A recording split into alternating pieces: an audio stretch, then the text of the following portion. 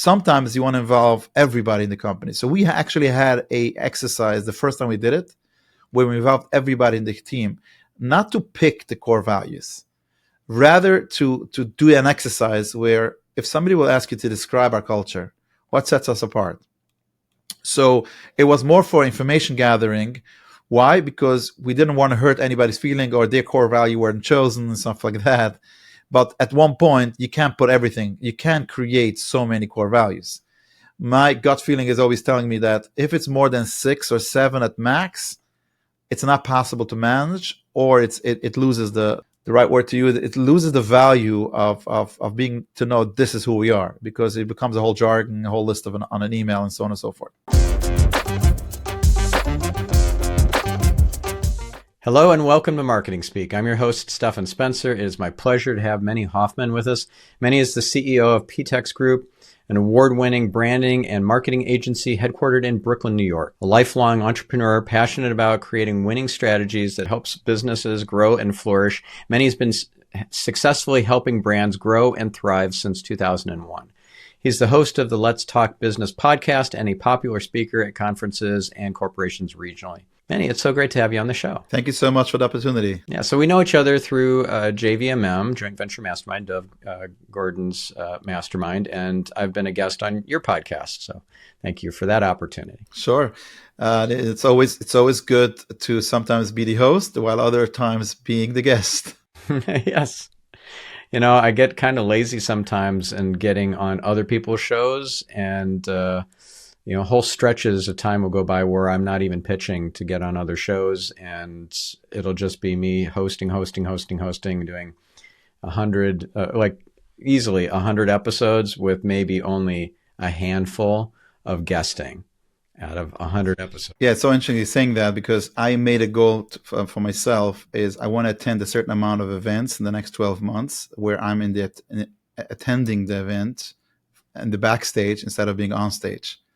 Because at one point you attend events that you're speaking at, and it's a whole different ballgame than being in the audience and listening to other speakers speak and just replenishing your own knowledge. Yeah. So what are some of your favorite events? So my favorite event is not so much about the type of speakers.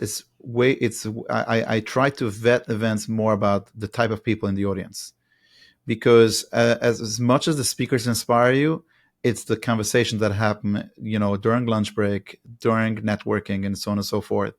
Some of it is the speakers, of course, and the concepts, but a lot of those speakers at events, you could find their content all over the place.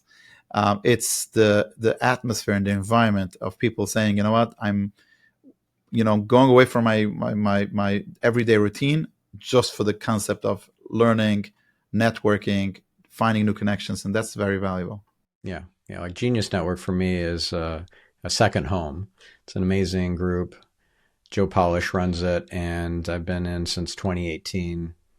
It feels so welcoming, and I've gotten so much business from it, but it's not for the business that I go. It's for the camaraderie and the friendships, and it's like a soul family. Yeah, it's great. It's great. And it's, yesterday I met with a CEO of a pretty successful growing company, and he was, sharing all his struggles and everything else. And I said, you know what the common denominator, everything you shared with me is?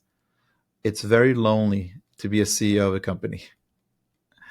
And he said, what do you mean? I said, when you open your company, it's very lonely because you're a solo entrepreneur. And then the next round, when you find out that it's back to the loneliness, is when you start having a big team doing it, knocking out stuff for projects. And now you're only working on the business. Everybody's working in the business. It becomes again lonely. And when you surround yourself with great people, it just gives you the support you need as an entrepreneur. Yeah. And how long have you been an entrepreneur for? 25 years. Yeah, our company will be celebrating 25 years in a couple of months. That's a good run so far. Yeah. Again, good, the bad, the ugly, like every entrepreneur and every business. But the goal is to be more up than down.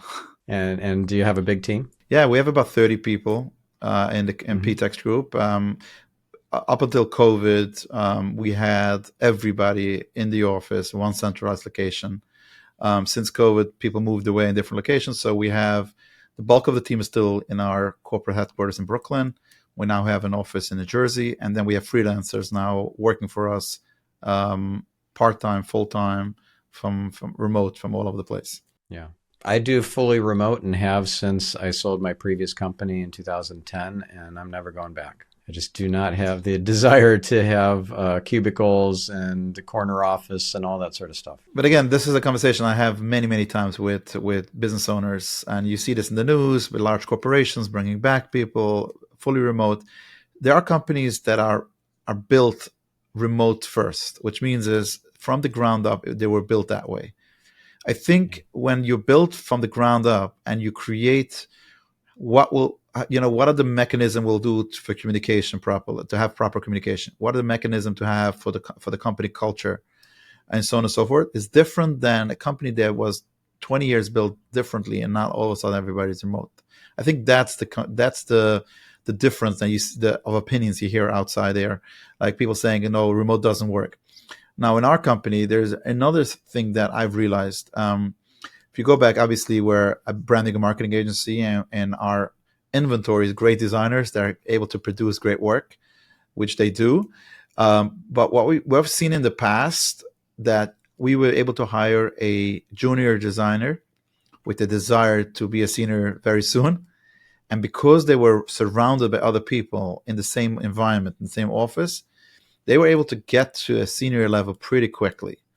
Versus now with remote employees, that has shifted, and it's taking way longer for somebody to pick up. That's to go from junior to senior, just because they don't have the mentorship as much as if you would be in the same office. So what are some of the things that would be best practices for a remote team and for a in-person team if you wanted to really up-level your communication and your culture and your kind of your internal brand? Yeah. So the first thing is the word I'm going to use is being intentional, which means is that when you have you have a culture, like when sometimes you would ask a company, what's the company culture? And it says, we don't have a particular culture. It says every company has a culture, which means is even if a default is also a culture, something has developed as a culture of the company.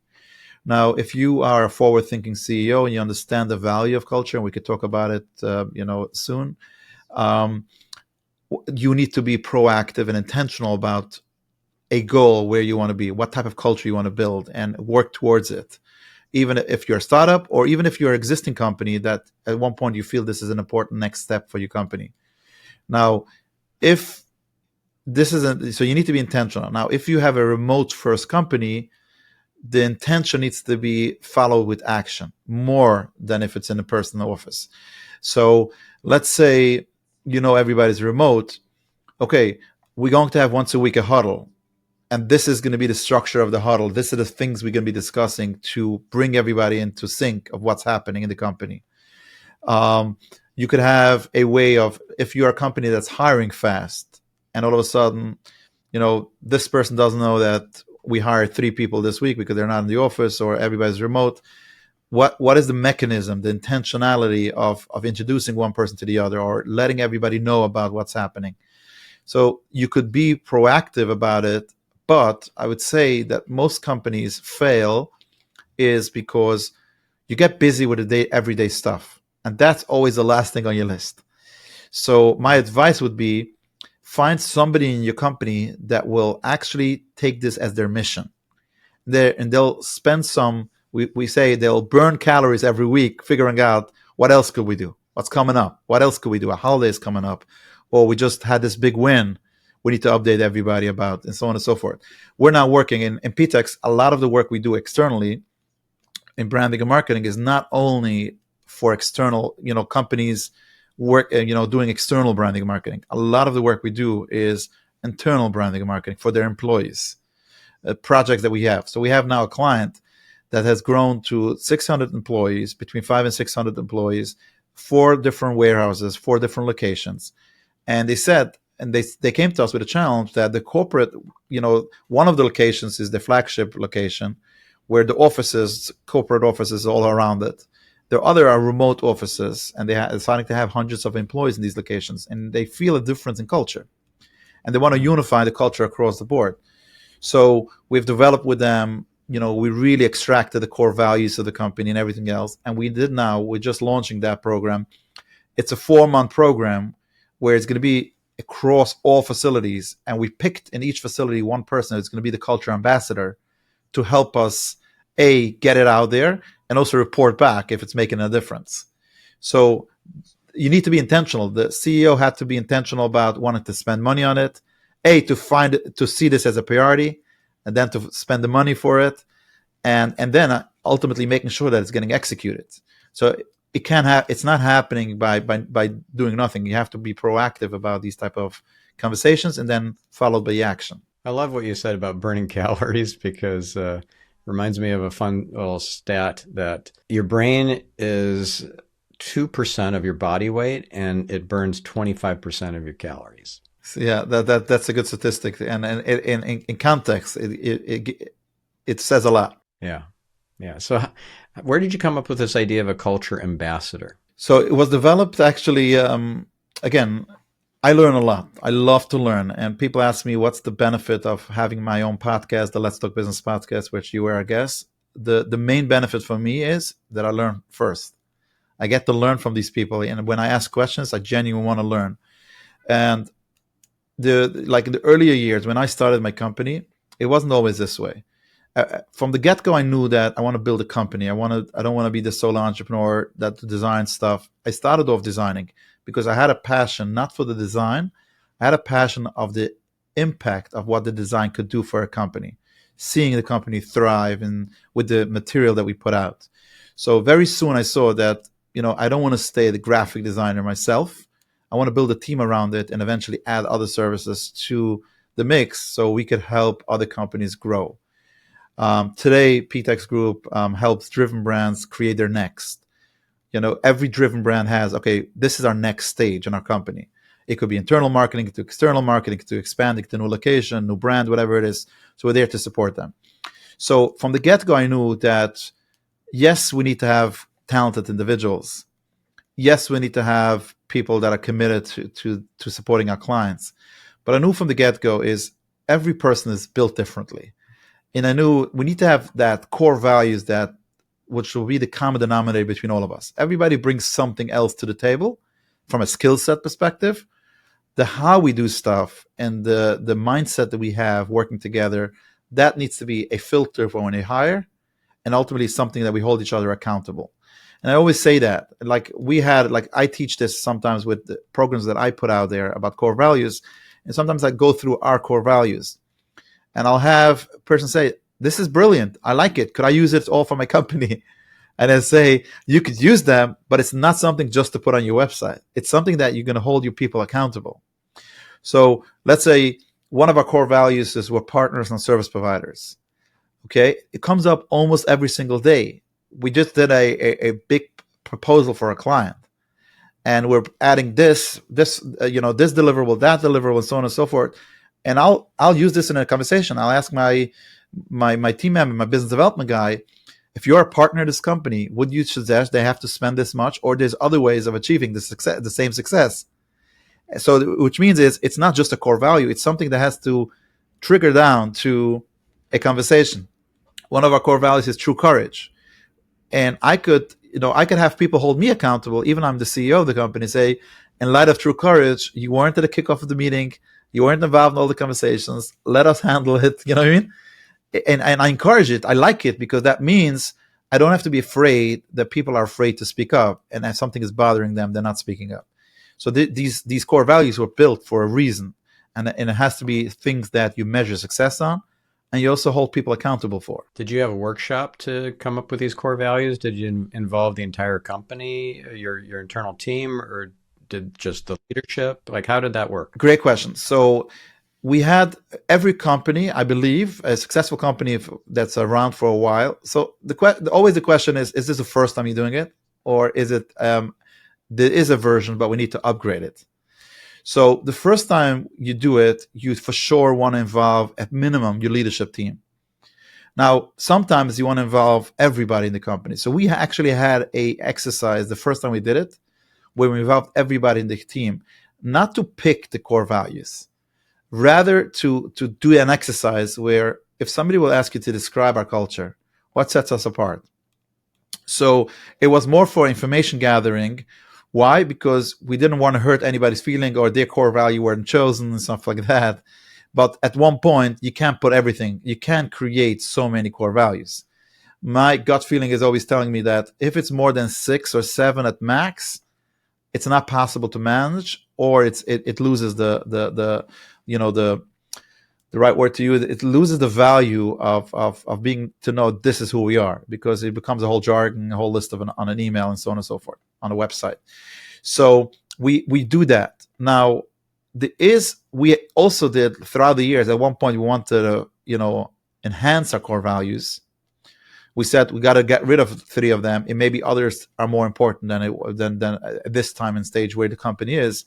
So we've gone through like another version where we had people actually pick and choose and vote which ones should we stay, which ones should go. It's still an important trade, but it's not something that we could say this is the common denominator we have to abide by it as a whole. Yeah. Which 3 did you get rid of? Don't remember at the time, because it was a while. We didn't update our core values. I think the last time we updated is for sure 6-7 years ago. But it was more about it's an important thing, but it's not something like if we have to get rid of. I remember which one came, which one took that spot. That I remember. It was a team of individuals. And our team felt that because we have we always speak about teamwork, collaboration. It's something that's so important, and you see it so many companies. That's a theme. Our team felt that we need to put in our core values the team of individuals. While we work as a big picture as a team, everybody still has to know their responsibility, so they know how they impact the project. So that's more of accountability. So another way of saying that we need to have accountability, because it's very easy to get lost in we messed up. Okay, no. We together were successful. If there's a mess up, where did it break down? And it has to be turning to, and that's something that we teach in our onboarding process. And we could go in how we're teaching about core values. The example that we use is that at any given time, you should know, am I the direct responsible individual for this task, or is this a collaborative effort and we're brainstorming together? Who's responsible at the end of the day to come up with an idea for a client? So in a meeting, we could call a brainstorming meeting. There's going to be one person that knows I'm the direct responsible individual there. I'm the team of the individuals, but then those are my colleagues. They're supporting me in the process because I just need the collective effort of coming up with ideas. So which how much overlap do you have between your company core values and overall Jewish values? So great question. So there's two places where it comes in. So first of all, this is if you allow me to do this, because I think it's important for business owners and people listening to this in general. And this is something that I personally find such an important topic to discuss, especially when you're speaking to business people. Most of the time when you speak, you find the business owners, any owner, a leader, successful, non-successful, anything in between, and you'll have a conversation, or I'll have a conversation. I'll ask them, do you have goals? And right away, their business goals will come in front of him and say, of course, we want to double our sales this year. And I said, no. I'm asking about your personal goals. And he'll ask me, oh, I thought we're having a business conversation. And then we go into the conversation is understanding, especially a leader, that you are not your business. Your business is not you. The business is an extension of your values sometimes, or what you want to do and how you want to do things. But businesses could shut down. Your values don't. Who you are as an individual shouldn't. You could have income from multiple businesses. How many entrepreneurs have multiple streams of revenue from different businesses? So if you only have business goals, where's your personal goal sitting? And the way I explain how to have personal goals is life is like a car. A car has 4 tires. Life has 4 pillars of life, which is spiritual goals, financial goals, family goals, and health goals. Those are the makeup of a healthy individual on a personal level. Now, when you say that, or when you think that way, you know the following. Nobody will have a car to say, I couldn't care less about my tires. The only tire that I care about is my right front tire. Even if you're going to continue to blow air as much as and clean it and wax it, whatever you want to do for that tire, if you don't care about the rest of the tires, at one point you'll have a flat tire and you won't be able to drive. Could be it's going to take you a while. At one point you'll arrive to that destination. Life is the same way. If you ignore some of those pillars of life and you only focus on one and versus the other, at one point you're going to find yourself, you're going to have a lot of regret in your life, or I lost so much valuable time of my life and I didn't focus on family, I didn't focus on spiritual goals, I didn't focus on financial goals, whatever it is. So could be where you are in your life, one of them has to take more, you have to take care of one more than the others, but you can't lose sight on all four of them. So going back to directly answering your question, I as an individual have my belief system. I have my non-negotiables, as I call it, my values, which those are things that are non-negotiable. And regardless of which business I will have, what type of business I'm gonna be in today, tomorrow, or 10 years from now, or 50 years from now, those personal values don't change. And that's always a check mark as you start a new business. You want to know, will this align with my personal values? I don't want to be associated with something that's not aligning with my personal Jewish values and everything else that I've built as my non-negotiables. Now, the beauty of that is you bring in a bunch of people in your company. Now, let's say the company works for you, then there's still ethics. You can't dictate everything that me as a person, individual, my values to every person working over here. But how it pertains to the work we do, absolutely you could. So the type of work we do, let's say we get a client that does something shady and it says, I need a marketing project. We don't want to be associated with such a project. And if we don't believe in that, we're not going to take that as a client. Or misleading people with a false narrative or whatever it is. That will be something that will be right back to my core values to say, I have a non-negotiable that this is a value that we don't cross. Regardless if you as an individual employee believe it or not, that's across the company. It's my company, it's my image, it's something that connects to me. We need to do that in every individual, regardless your affiliation, if you're religious, non-religious, whatever it is.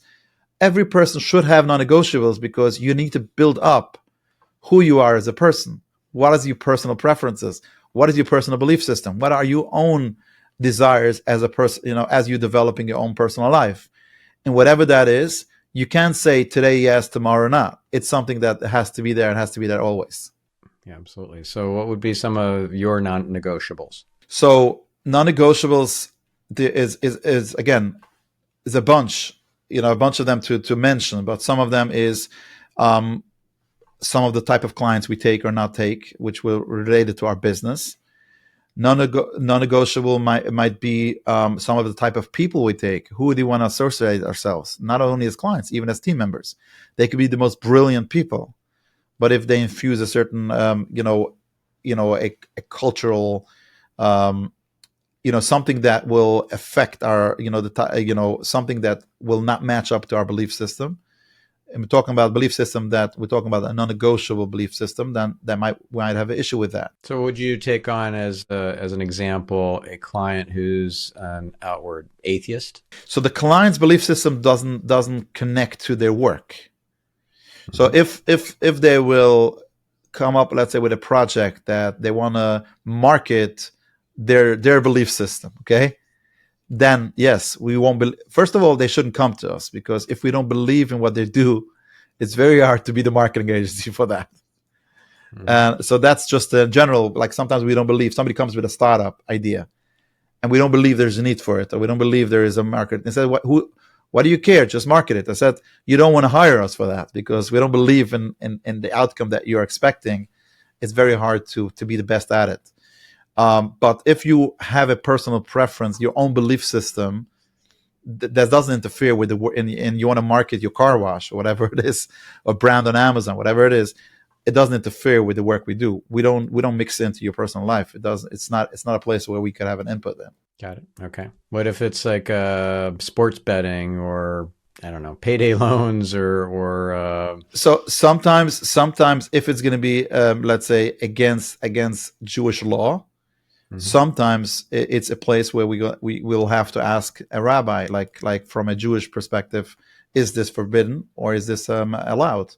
We have had some of those ideas, some of those scenarios in the past.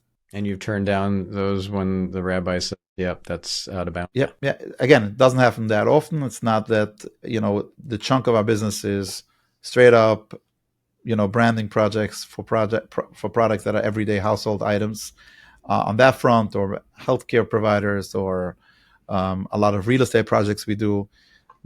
Most of them don't show up, but in 25 years of being a business, we've had a couple of those. And how do the spiritual goals of you personally show up as business goals in your agency? So one of them is that we could have different employees with different levels of affiliations, and there's something to everybody should be welcomed, and everybody should feel that they could continue their level of affiliation and their religious belief system on their level without one influencing the other on both ways, not up and not down.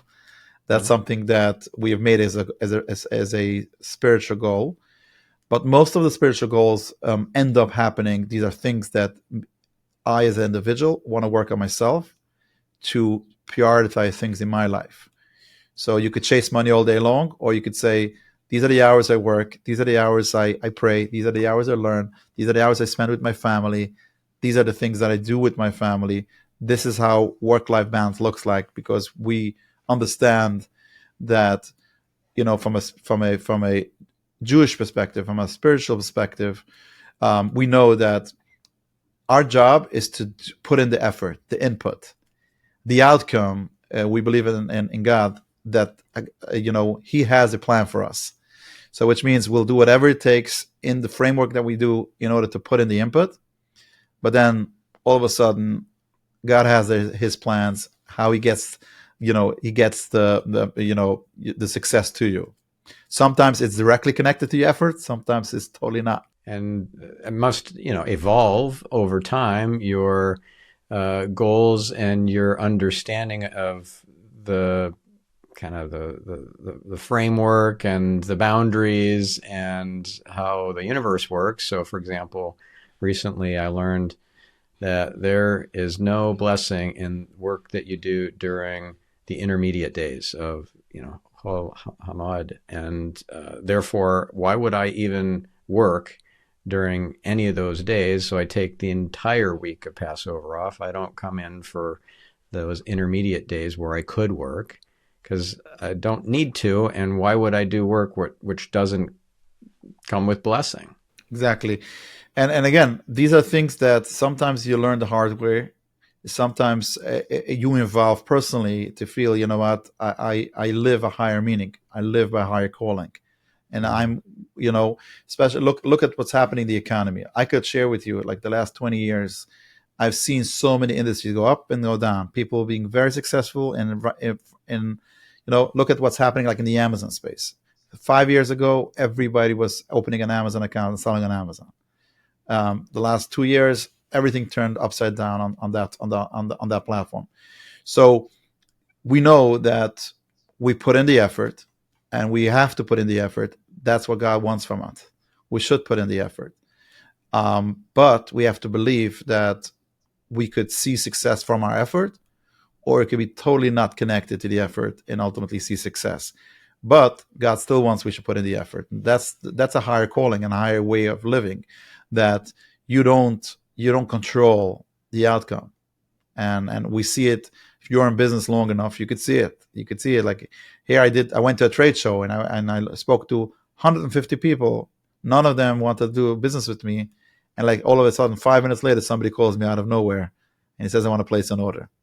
Yeah. It's totally not connected, but sometimes this is what's in front of you, so that's what you did, and now all of a sudden the blessing is coming from somewhere else. Yeah, it's amazing how this all works. So I want to also distinguish for our listener how different it is to, say, put in the effort, which is important so you don't get the unearned stuff of the side effects of getting stuff for free. Right? That's bread of shame in Kabbalistic terminology. And then you have on the other end of the spectrum somebody full of ego saying it was by the power of my right hand, essentially, that I got this new client, or that I got this, I don't know, whatever the win was. No, you got it by the grace of God, and therefore your effort made it so that God decided to reward you with that bread of shame.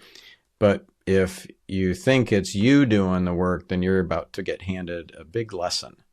So, yeah, that's a really important distinction. And a lot of people, me included, have learned that the hard way through being an ego and getting handed my hat. But also in times thinking that I could just kind of skate through things and not put in the effort and still get the rewards. Yes, it's important. It's and the way of looking at it is, I believe every single person, and again, this is regardless of the religious affiliation or not, but every person should have personal goals every single time, every single month. They should know what, like if I ask them, wake them up middle of the night, what are the things you're working on to improving? Everybody has a place to improve on all fronts in life.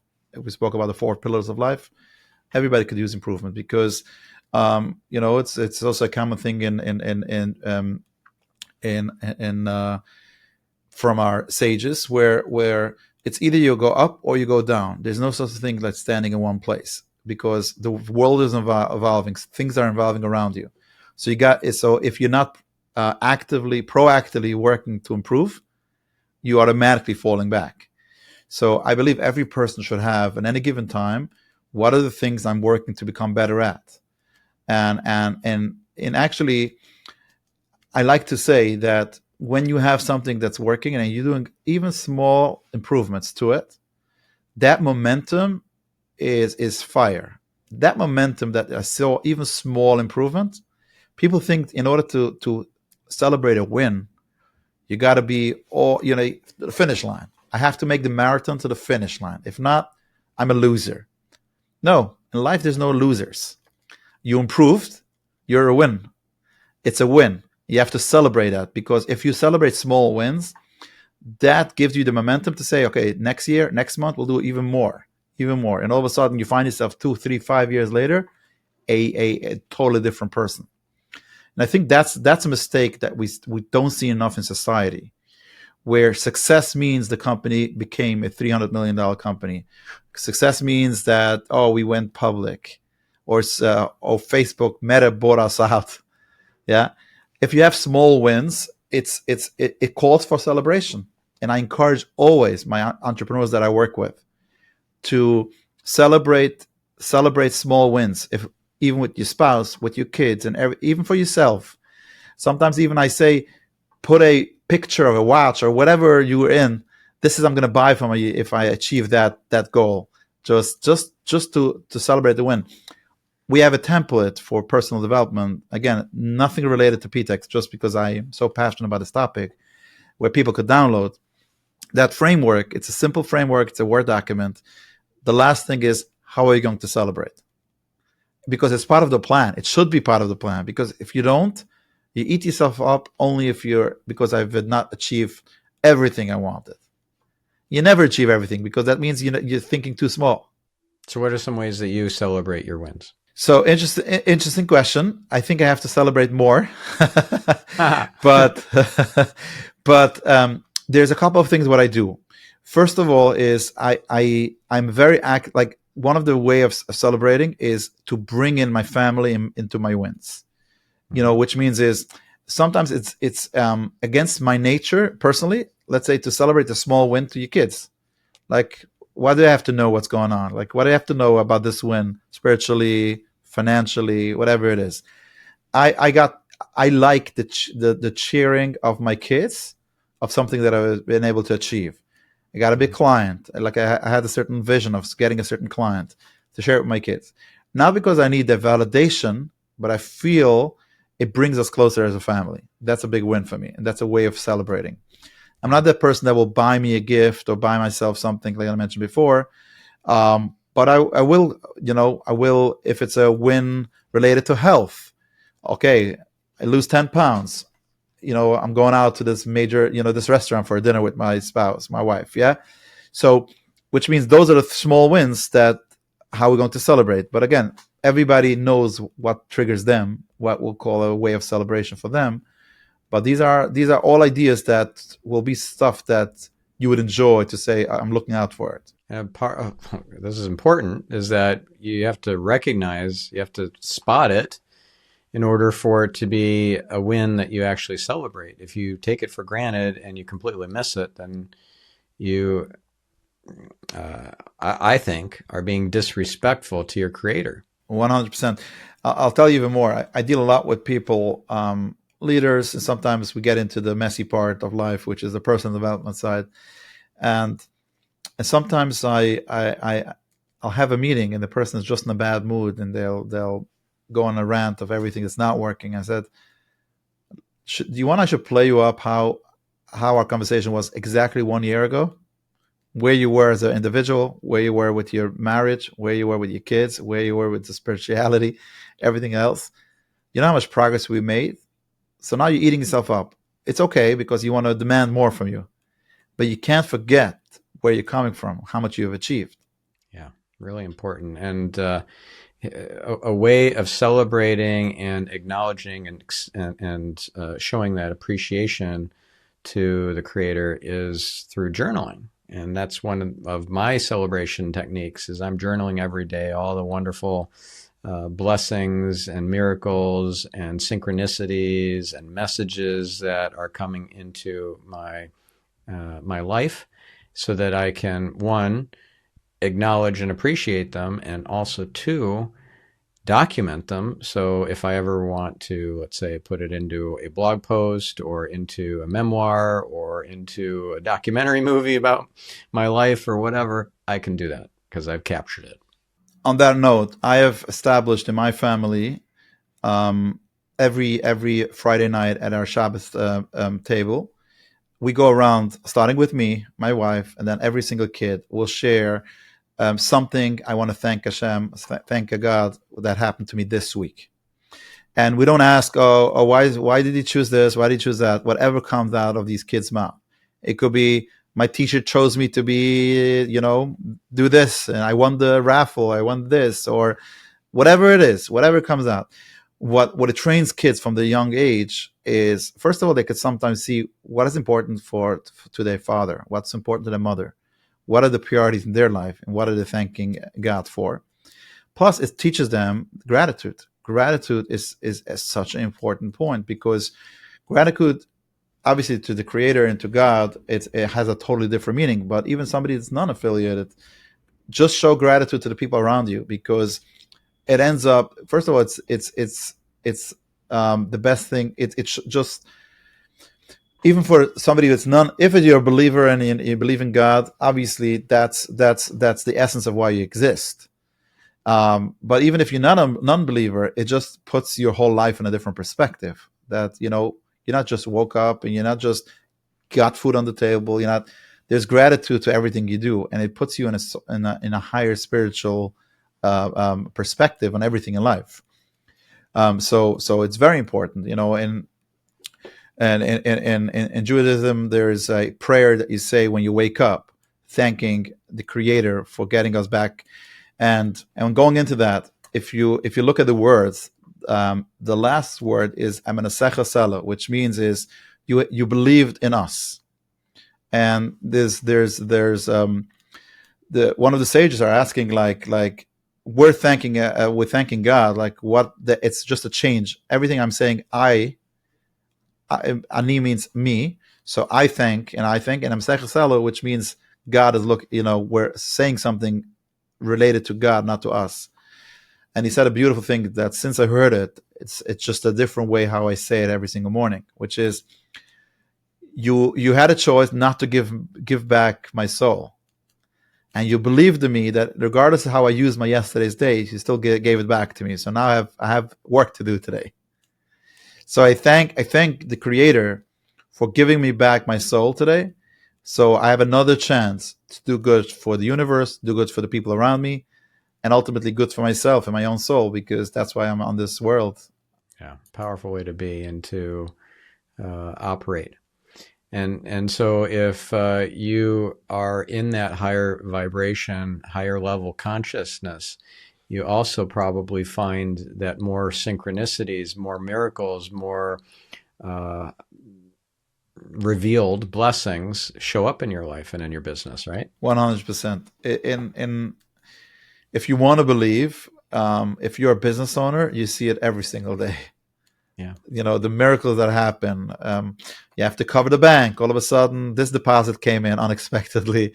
You have to deliver something for a client, and you were stuck in not knowing what to do. And all of a sudden, this idea came to mind from a creative perspective. Oh, we have the plan of action. There's so much that goes on. There's so much that goes on a daily basis. And if you document it by appreciating it in a journal entry, in a gratitude journal, what you're doing now is you're kind of stacking the deck with all these wonderful open miracles that you can refer back to and get into a real state of appreciation and high vibration. And you'll find things that when you really look at it, it's like, what are the odds of this happening? Probably one in a trillion sort of thing. Like a past prospect from maybe 5 or 10 years ago pops into your mind first thing in the morning as you're waking up before you even get out of bed, and then at the end of the day they contact you out of the blue. Yeah, so this is something that you just live with the higher calling in mind, and ultimately it just shapes who you are as an individual, what type of family, what type of surroundings you want to be around, and ultimately you look at business on a different level. You look at your relationships on a different level, and you know that regardless if you're dealing with the outside world, anybody in the world, there's a standard. There's a higher standard that you want to hold yourself for. Not the person's holding you for. You need to hold yourself as a higher standard for who you are as an individual. Now, you mentioned you have a personal development template. I'd love to share that in the show notes for this episode and get people to download that and utilize it. So you'll follow up with me? Yeah, it's basically I threw it up on our website, ptexgroup.com/goals. Okay. That is very simple, but I'll include it as a URL in the show notes. For our listeners, it's not like our core business is branding and marketing, and this is what we do. The whole show, Let's Talk Business podcast that I have and I host is because I feel my personal mission in life is I believe every person should be given the opportunity to succeed in life. And sometimes a person feels them stuck. I don't know what my next step should be in my personal life, my business, and so on and so forth. So we figured, let's go out there with content. Let's do some of that information. So this is just a template that at one point I developed it for myself. I used it a couple of years, and then I started sharing the idea with others, and people were just, and now I could say proudly that thousands of people have downloaded it. So it's just a free template, and people could do it and use it on their own. It just gives you a framework to if I want to start working on my personal development, where do I start? How do I do it? Yeah, that's awesome. Now, one thing I want to circle back on that we were talking about a little bit ago that I think is so critically important, and maybe this is so important for us that we maybe make this the last big topic for this conversation for this episode, and that is momentum. Now, a concept I learned from one of my Kabbalah teachers, I don't know, a few years ago. He called it the spiritual flywheel. I don't know if he coined that term or if he got it from somewhere else, but anyways, this is how he described it. If you are building something, creating whatever, maybe you're building a bridge, right? So 90% of the bridge is built and everything just seems to go swimmingly, really effortlessly. Things are falling into place. Well, that's great. But that last 10%, everything just kind of falls apart, or everything becomes really difficult, or you lose steam, or you lose interest, or whatever.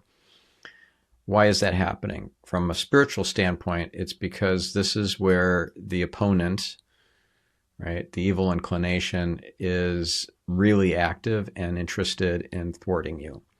This is where all the juice is, in other words. So it's not like, let's say you finish a project and you feel a sense of energy and gratitude and success and whatever. That's real energy that you can then reutilize for other projects. Thus the flywheel, the momentum.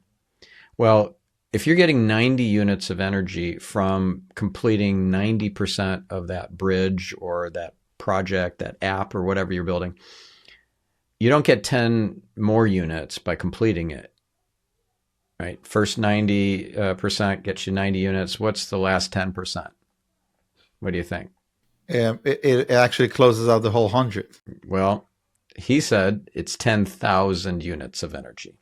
It's so vastly significant and superior in the in the output and the unlocking of the energy, right? So it turns potential energy into kinetic energy, essentially, to finish this project, whatever it is. And if you get thwarted or you get distracted or you lose interest and you don't actually finish it, all of that potential energy is stuck and none of it got released. So you got very little, almost nothing out of it. Those 90 units of energy is nothing in comparison to the 10,000 units if you just finish the thing, even if it's not the most important project to you anymore. Either kill it off completely and permanently or finish it, because otherwise it's actually costing you energy and it's tying up your energy. And I just thought that was a really powerful concept. And if you apply this not just to business, and this guy's very successful in business, really, impressive company that his wife runs and owns, and tens of millions of customers, right? So it's a big deal. That spiritual flywheel is one of their secrets to success. Really, really critical linchpin. Yeah, it's a very important point and that you're making, and this is across again from a spirituality for sure. When you're speaking about the opponent, because a person tests their ability based on what they're able to complete. So a lot of people start stuff. People start businesses. People start going on a diet. People started anything. I'm starting to run because I want to run a marathon. Okay, and ultimately only a small percentage finish. And once you were able to say, I have this idea, I started it, I finished it, now I'm unstoppable, regardless of what it is, if it's from a spirituality or if it's any type of goal in business as well. So you have the biggest, so the hardest you have to push is when you're, regardless, even if you're at 90%, if you still can't close it out and say, I finished it, you have not proven yourself that I could finish something. But as soon as you're able to say, I was able to build this house, I finished it, now I could go and build a bigger house as a contractor, let's say. I was able to do a small project. I finished this basement from start to finish. Now I could build a whole house from start to finish. You do that, now I could build a 6-family house from start to finish, and then goes on and on and on. Obviously, from a spiritual perspective and from what you mentioned before, is that's why the opponent will try to, put as much effort as possible that you shouldn't get to the word, I finished it. And when you're talking about certain types of projects, there is zero value from a physical standpoint until you finish it. So, for example, in the case of a bridge, you can put a total amount of zero traffic on a bridge that's 99.95% finished. Exactly. But it goes back is that you have to know where it's applicable, because sometimes we want to have these small wins. Obviously, in a bridge, you can have small wins. You could celebrate the wins, but you're not done. You can celebrate, okay, we're halfway, 50% of the bridge done. But it's not, if you didn't complete it, then at one point it's nothing worth. all the effort is going to waste. Yeah. And there is a concept of celebrating too early or prematurely. And a great example of that is it's put into the storytelling of Jocko Willink's book. It's a children's book, and I've been reading it to my son, who's 5, and I just love it. It's called The Way of the Warrior Kid. And it's teaching these incredible values about discipline equals freedom, and how you do one thing is how you do everything, and all this really powerful stuff that many of us adults don't even get. And here little kids are getting it. It's so cool. And this is one of those concepts that I just think is so important. You don't celebrate prematurely before you've actually accomplished the thing that you were really after. Beautiful. Yeah, beautiful. Yeah. I know we got to wrap. So if you wanted to share one last little nugget that we haven't already covered, maybe related to this topic of momentum and achieving scale and getting the wins that really matter, what would it be? Sure. Every person has times in their life, in their business, where they want to achieve momentum, or they started to achieve momentum. Then they hit a roadblock. And then all of a sudden they quit. Know this, not every stumbling block is a reason to quit. It's a way, it's another, pitfall in your process. It's a way, it's something. Find a detour, and you're going to be even prouder of yourself that you were able to find a detour and cross out that stumbling block. Too many people give up way too early, and all of us, we're all equipped with way more energy than we think we have if the mindset is there. So make sure, pair up your mindset with the energy, and don't allow any of those negative beliefs to take you over, and just push to the fullest, have some small wins, and that will take you eventually to have big wins. Yeah. Good stuff. All right.